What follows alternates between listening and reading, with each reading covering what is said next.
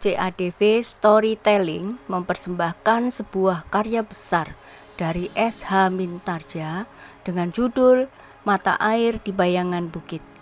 Cerita ini mengisahkan pertarungan antara kebaikan dan kejahatan yang erat menjadi satu dengan kemunafikan, dibungkus dengan cerita-cerita silat yang menegangkan. Latar cerita tersebut tak jauh dari sejarah kerajaan-kerajaan di masa silam. Selamat menikmati.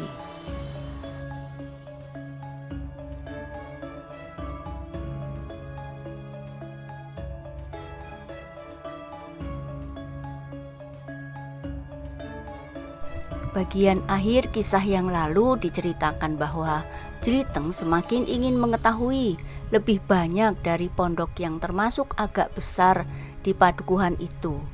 Sejenak ia berdiri di pintu yang menyekat ruangan itu dengan sebuah pendopo kecil di bagian depan. Pendopo yang kosong itu pun nampak bersih, lantainya gilar-gilar seperti juga halamannya. Ternyata Jeliteng mempunyai gambaran yang keliru tentang orang-orang Sanggar Gading. Agaknya orang-orang Sanggar Gading memang berbeda dengan orang-orang Kendali Putih dan Pusparuri. Tetapi aku mungkin akan salah pula menilai orang-orang Kendali Putih, Pusparuri, dan mungkin padepokan-padepokan yang lain lagi, berkata Jeliteng di dalam hati. Jeliteng berpaling ketika ia mendengar langkah dari ruang belakang lewat pintu samping. Dilihatnya Rahu datang membawa 2 mangkok minuman. "Kenapa kau berdiri di situ?" ia bertanya. "Rumahmu memang menarik. Bersih meskipun sederhana. Halamanmu cukup luas meskipun pendopomu termasuk kecil." Rahu tertawa. Katanya, "Adikku tidak mempunyai pekerjaan apapun juga kecuali mengurusi sawah. Di saat-saat senggang ia sibuk dengan rumah ini, halamannya, pendopo kecil itu, ruang ini, dan seolah-olah ia mengisi kejemuannya dengan kerja-kerja kecil yang tidak berarti." Rahu berhenti sejenak, lalu sambil tersenyum ia berkata, "Hanya di hari-hari terakhir ia mempunyai kerja sambilan. Jika aku tidak berada di gardu itu, maka adikku itulah yang berada di gardu itu." "Apakah adikmu juga disegani orang di sini?" bertanya Jeliteng. "Adikku seorang anak yang dungu, tetapi kadang-kadang ia dapat juga berbuat kasar, sehingga orang-orang lain harus berpikir untuk mengganggunya." Jeliteng mengangguk-ngangguk. Sementara Rahu duduk di amben sambil meletakkan mangkuknya. "Minumlah air legen." Jeliteng termangu-mangu. Ketika ia pun kemudian duduk pula. Dipandanginya air legen di dalam mangkok itu. "Air legen baru, bukan air legen yang sudah menjadi toak dan dapat membuatmu mabuk," berkata Rahu sambil tertawa. Katanya selanjutnya, "Kau mencurigai segala-galanya. Rumah ini, halaman, legen, dan barangkali jika aku menjamumu makan, kau akan menunggu aku makan lebih dulu. Kau yang mencurigai aku, sehingga apapun yang aku lakukan, kau sangka menyelidikinya," saut Jeliteng. Rahu tertawa berkepanjangan.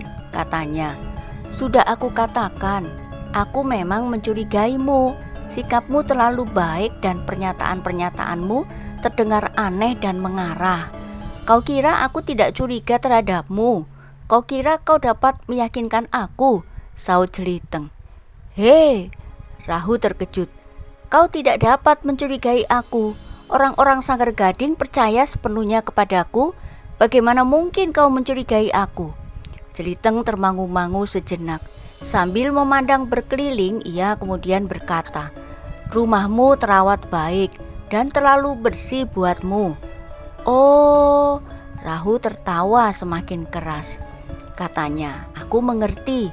Kau masih saja menganggap aku seorang penjahat yang kotor, kasar dan liar. Seharusnya rumahku adalah rumah yang berserakan, penuh dengan berjenis-jenis senjata pembunuh. Debu yang melekat di setiap perabot dan sarang laba-laba yang bergayutan di setiap sudut. Jeliteng mengangguk sambil menjawab, "Sebenarnya begitu, aku tidak akan ingkar, tetapi yang aku lihat justru berbeda sekali. Kau harus yakin bahwa Sanggar Gading bukan seorang penjahat.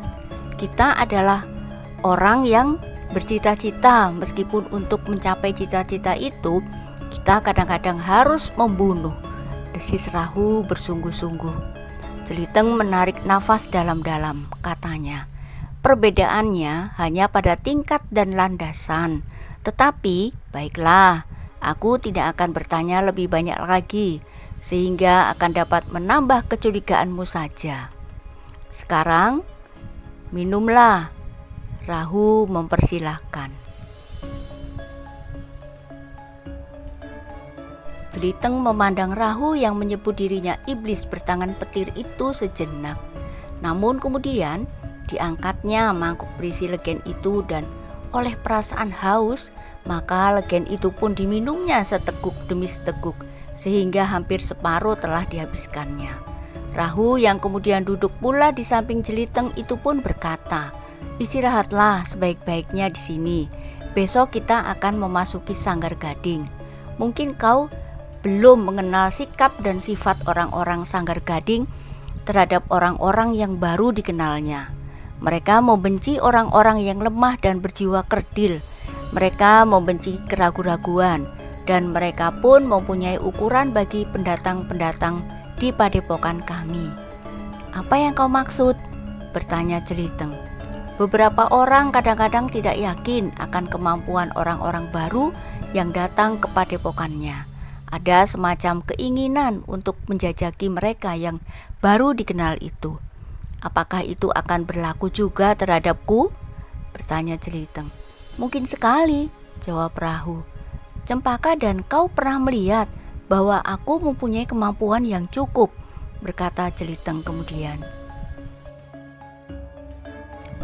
"Aku dan Cempaka yang sudah melihatnya, tetapi yang lain belum. Aku tidak tahu apakah Cempaka pernah mengatakan kepada mereka bahwa kau mempunyai beberapa kelebihan. Tetapi jika ia tidak mengatakan apa-apa, maka kau akan mengalami." Jeliteng tertawa, katanya, "Apapun yang akan aku alami, aku tidak peduli. Aku adalah seorang petualang yang menyenangi pengalaman yang aneh-aneh di dalam hidup ini.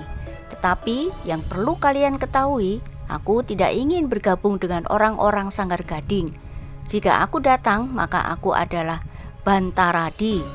Aku yang tetap berdiri atas kehendak dan kepribadianku sendiri." Rahu tertawa, katanya, "Kau benar-benar orang aneh, sombong, tetapi ragu." Jeliteng tertawa pula, jawabnya, "Kau mempunyai penilaian yang salah terhadapku. Hei, apakah kau juga ingin menjajaki kemampuanku?" "Sebenarnya begitu, aku ingin melakukannya, tetapi di luar rencanaku, aku sudah menyaksikan lebih jelas dan meyakinkan dari yang aku lihat di malam hari itu. Kau sudah melawan 3 orang gegeduk di padukuhan ini, meskipun dengan penuh keraguan-raguan. Karena sumber persoalannya adalah seorang perempuan," jawab Jeliteng. Pembicaraan mereka terputus ketika seorang laki-laki muda masuk lewat pintu butulan. Seorang laki-laki bertubuh tinggi tegap, berdada bidang, dan berpandangan sangat tajam. "Ini adikku," berkata Rahu sambil menunjuk anak muda yang berhenti sebentar, mengangguk sambil tersenyum. Namun kemudian melangkah masuk ke dalam sebuah bilik di ruang dalam. "Luar biasa," desis Jeliteng. "Adikmu mempunyai tubuh seorang raksasa. Wajahnya mempunyai kesan tersendiri. Ia tentu seorang yang cukup cerdas." "Kau memuji, tetapi aku kira ia tidak lebih muda dari kau sendiri, Bantaradi." Jeliteng menarik nafas sambil memandang pintu bilik yang masih terbuka, tetapi ia tidak melihat anak muda bertubuh raksasa itu. "Apakah adikmu juga mempunyai sangkut paut dengan orang-orang Sanggar Gading?" bertanya Jeliteng. "Sudah tentu, tetapi tidak langsung. Orang-orang Sanggar Gading mempunyai ikatan yang sangat ketat sehingga tidak seorang pun di antara kami yang dapat melepaskan diri dari ikatan apabila kami sudah memasukinya. Maka adikku pun telah terpercik pula pengamatan yang ketat, sehingga ia tidak akan dapat membocorkan rahasia yang diketahuinya, karena ia adalah adikku. Siapakah yang dapat mengawasinya? Ia berada di tempat yang terpisah dari padepokan Sanggar Gading. Aku adalah pengawasnya yang paling cermat. Jeliteng mengerutkan keningnya sejenak. Lalu, keluarga ini memang aneh. Hei, apakah kau mempunyai anak istri? Tidak, aku tidak mempunyai keluarga lain kecuali adikku. Ia tidak pantas menjadi adikmu. Sebelum Jeliteng melanjutkan, Rahu telah memotongnya. Kau mulai curiga lagi. Kau dapat berbicara tentang apa saja, tentang kebiasaanku, tentang rumahku, dan tentang adikku. Tetapi jika hal itu kau katakan di antara orang-orang Sanggar Gading yang tidak pernah menghiraukan hal itu, mereka akan mulai berpikir. Mereka akan mulai mencari-cari sebab dan mereka akan mencurigaiku lebih dari kecurigaanmu. Apakah ini satu permintaan? Bertanya Jeliteng. Tidak, seperti kau juga tidak minta agar aku tidak mengatakannya, kecurigaan-kecurigaanku terhadapmu. Kau menyerahkan hal itu kepadaku, aku pun tidak akan mencegah apa yang akan kau katakan kepada orang-orang lain di Sanggar Gading itu. Jeliteng tertawa berkepanjangan. Bahkan ia pun kemudian berdiri dan melangkah mondar-mandir. Tetapi langkahnya terhenti ketika ia melihat adik Rahu itu keluar dari biliknya dan berdiri di muka pintu setelah sekali lagi ia mengangguk hormat. Siapakah namamu? Bertanya Jeliteng kepada adik Rahu itu. Anak muda itu memandang kakaknya sejenak. Ketika kakaknya mengangguk, ia pun menjawab, Namaku Rasa Semi. Hei, Jeliteng mengerutkan keningnya. Rasa Semi? Nama yang aneh. Sekali lagi Rahu memotong. Jauh berbeda dengan namaku dan kau mencurigainya. Tetapi aku dapat menjelaskan. Orang tuaku memang sesukanya saja mengambil nama tanpa pertimbangan-pertimbangan apapun juga. Dan nama itu memang aneh, seperti namaku juga. Sehingga aku lebih senang memakai nama yang lain. Jeliteng mengangguk-angguk. Namun ia pun kemudian tersenyum. Katanya, nama yang bagus sekali. Tapi Rahu masih saja berkata, apapun dapat kau curigai di sini. Nama, keadaan, dan isi rumah, sikap, dan kenapa kau tidak mempersoalkan kenapa adikku bertubuh tinggi besar melampaui kebanyakan orang, sementara aku sendiri tidak. Jeliteng tertawa.